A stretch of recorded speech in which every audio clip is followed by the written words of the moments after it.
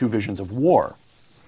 The constrained vision, and again I'm quoting from your book, A Conflict of Visions. War is seen as originating in human nature and being contained by institutions. The unconstrained vision. Those with the unconstrained vision tend to explain war in terms of either misunderstandings or of hostile or paranoid emotions raised to such a pitch as to override rationality. Yes. Is it fair to say that the constrained vision is not surprised by war, but the unconstrained vision is always a little startled when a war breaks out? Oh, absolutely. That you can take this back to the Federalists, where they said, why do we think that the 13 colonies will make war on each other if they're not united? And the answer was because that's what countries have always done. And so it's not a question of, in fact, it's not just war, it's poverty, it's crime. All those are things which people with the unconstrained vision feel needs explaining. Whereas people with a constrained vision think what needs explaining is how do we sustain peace? How do we have law and order? How do we have morality? How would you interpret then, I can't remember whether Robert Kennedy was quoting someone else or whether this was original to him or to his speechwriters. The quotation is something like, some see the world and ask why. I see what could be and ask why not. Yes, yes. That's a kind of that's the unconstrained vision in a nutshell. Absolutely. All right. John McCain in February 2003, quote, this is the constrained and unconstrained vision as they apply to the question of warfare.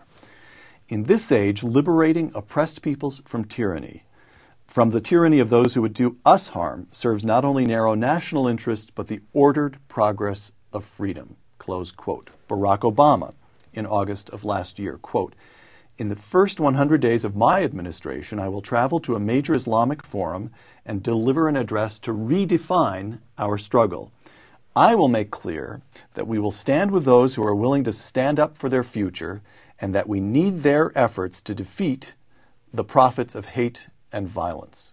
Close quote. What do you make of those two? I think Barack Obama has a lot more faith in verbal interactions than I would. That's the unconstrained vision. Oh, absolutely. You see, well, what he's proposing under the guise of change is what has been tried for 2 decades between the two world wars, and which failed disastrously in helping to bring on the Second World War. Well, that brings up another point. Is it fair to say that the constrained vision is more aware of history, that somehow or other there's an appreciation of and even a hunger for historical understanding, searching for precedent, what has worked before? Most things won't work. Therefore, we must work especially hard to discover what has worked in the past. And in the unconstrained vision, is there something... You don't say this in the book. This is a question on which I'm taking a total flyer here.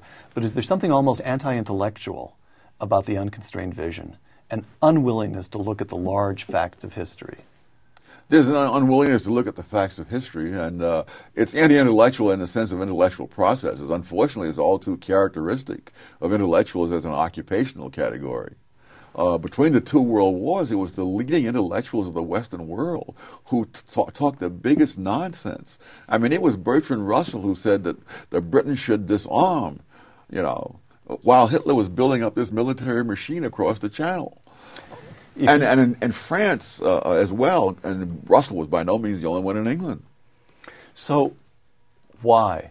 Why would the unconstrained vision prove so particularly appealing to intellectuals? I think we could say, if I said to you, what would you expect a survey of the faculties of the top 100 academic institutions in the United States to show? If we could come up with a set of questions that would show whether the faculty adhere to the constrained or the unconstrained vision, you and I would both expect a huge majority to subscribe to the unconstrained. Oh, absolutely. Vision. How come? Why? Why is that appealing to intellectuals?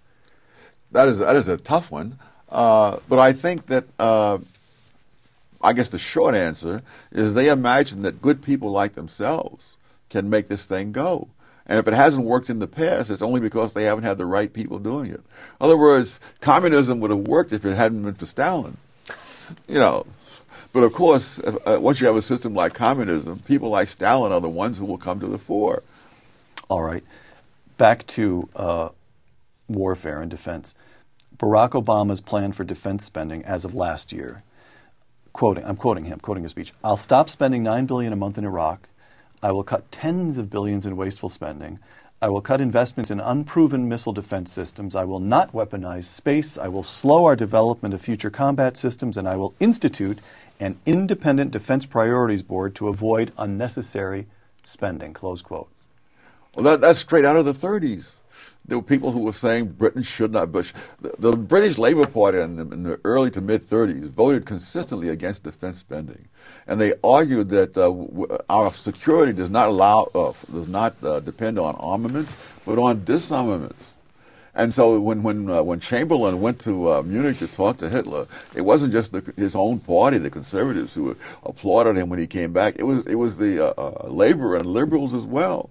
He was probably the most lionized man among Western leaders, perhaps, of the past century. John McCain, you've just compared Barack Obama to Chamberlain. I'm going to see if I can get you to compare John McCain to Churchill. How's that? That's a little bit harder, but go ahead. All right, I'll take a shot at it. John McCain. It's very hard to find. At least I found it hard to find an elaborated defense spending plan in McCain's website and campaign proposal. But he has at least at one point advocated an across-the-board federal spending freeze, but accepted defense spending from that freeze. And he would also, this is a quotation from a recent speech, increase the size of the U.S. Army and Marine Corps from the currently planned level of roughly 750,000 troops to 900,000 troops, close quote. So what you get in John McCain, this I think is fair to say, even if I can't find a specific proposal to get you to comment on, the notion that here's federal spending and here's defense spending. And it occupies, because it must, a privileged position within the structure of federal spending. What do you make of that? Well, I think he recognized that you have to survive before you do anything else. All right. So that strikes you as just good common sense. Yes. And McCain doesn't strike you as too belligerent? Defending yourself is not belligerent. This is the Vorthos Forum, and we approve this message.